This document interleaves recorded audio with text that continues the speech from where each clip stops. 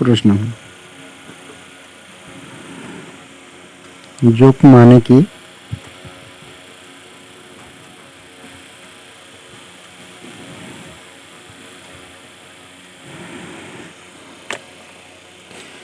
যোগ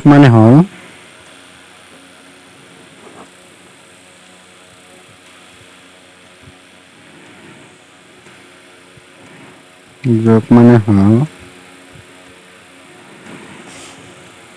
দুটা বা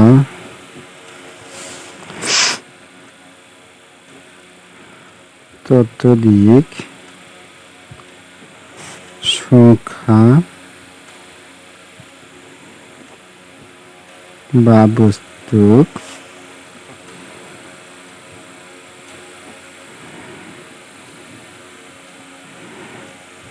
একলগ বা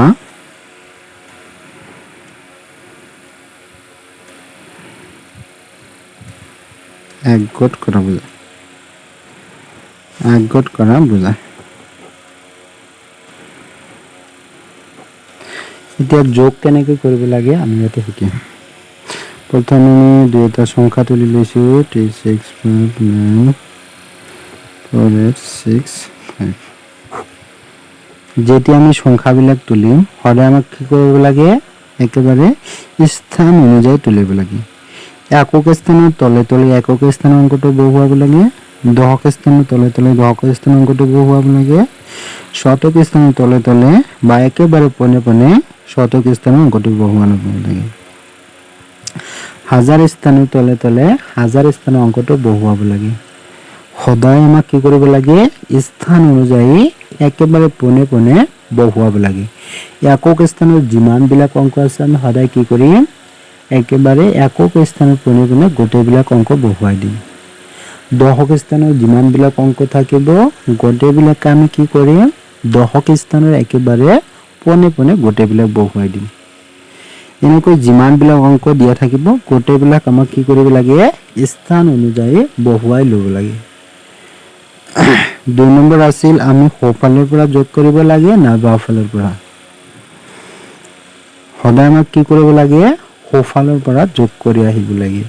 আমি যদি বাওঁফালৰ পৰা কৰোঁ আমাৰ কি হ'ব, যোগটো নহয়, একেবাৰে কি হ'ব, ভুল হ'ব। সদায় আমাৰ সোঁফালৰ পৰা যোগ কৰি আহিব লাগিব। আৰু আমি একক স্থানৰ অংকবিলাক যোগ কৰাৰ পিছত আমি যদি এটা অংক বিশিষ্ট সংখ্যা পাওঁ তেনেহ'লে আমি কি কৰিম, একক স্থানৰ পোনে পোনে বহুৱাই দিম। আৰু যদি আমি তাতকৈ বেছি অংক বিশিষ্ট সংখ্যা পাওঁ আমি কি কৰিম, একক স্থানৰ অংকটো একক স্থানৰ পোনে পোনে বহুৱাই দিম আৰু বাকীখিনি আমাৰ কি হ'ব, উকলি যাব।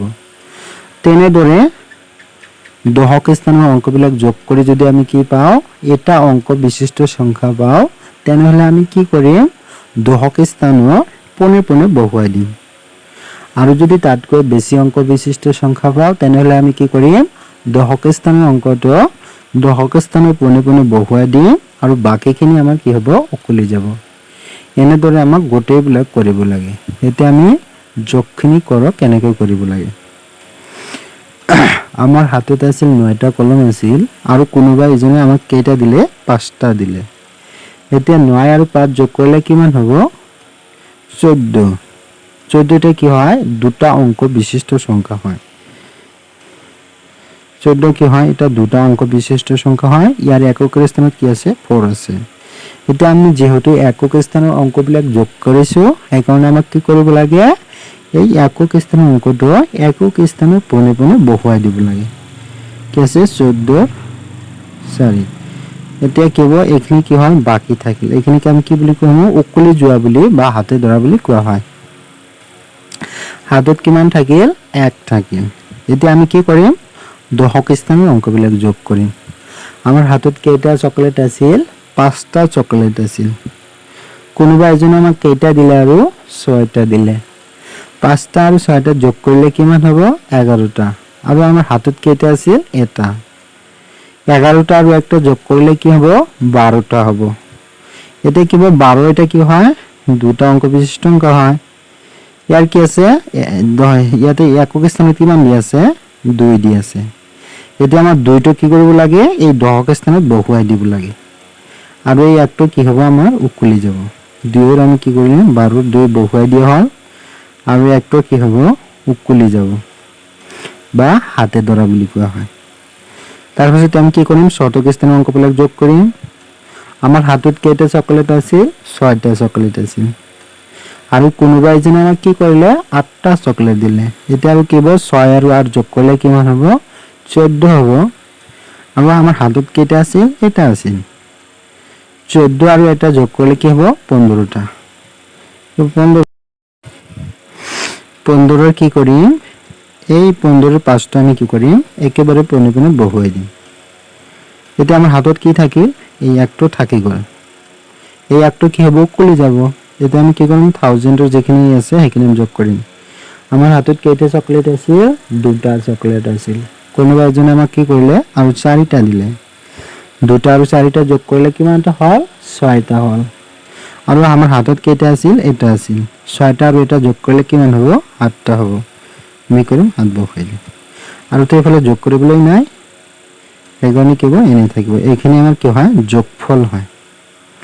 এনেকৈ যিমানবিলাক যোগ আছে আমি গোটেইবিলাক কি কৰিব পাৰিম, নিজে নিজে কৰিব। এটা অংক যদি আমি বুজি পাওঁ বা এটা যোগ অংক যদি আমি বুজি পাওঁ, তেনেহ'লে আমি কি কৰিব পাৰিম, গোটেইবিলাক যোগ অংক আমি নিজে নিজে কৰিব পাৰিম।